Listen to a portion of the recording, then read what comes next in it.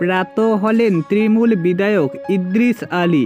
দীর্ঘদিন ধরে তিনি শারীরিক সমস্যায় ভুগছেন। ভিডিওটি শেষ পর্যন্ত দেখুন। চ্যানেলে নতুন হলে সাবস্ক্রাইব করুন, পাশে থাকা বোতামটি বাজিয়ে দিন। প্রাত হলেন রাজ্যের প্রাক্তন সাংসদ আদুনা বিধায়ক ইদ্রিস আলী। দীর্ঘদিন ধরে ক্যান্সার এবং বার্ধক্যজনিত সমস্যায় ভুগছেন তিনি।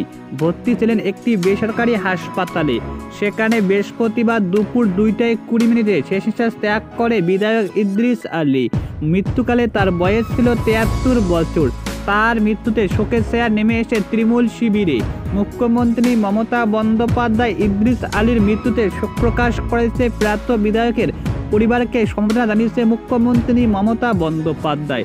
ইদ্রিস পরিবার সূত্রে জানা গিয়েছে, শুক্রবার পার্ক স্ট্রিটে কবরস্থানে তার শেষকৃত্য সম্পূর্ণ করা হবে। ইদ্রিস মুর্শিদাবাদের ভগবানগোলা কেন্দ্রের বিধায়ক ছিলেন।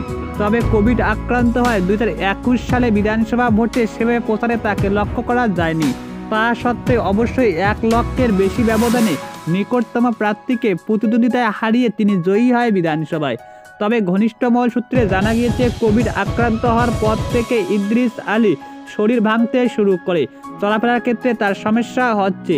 রাজ্যের বাজেট অধিবেশনে একদিনের জন্য বিধানসভায় যেতে পারেনি বিধায়ক।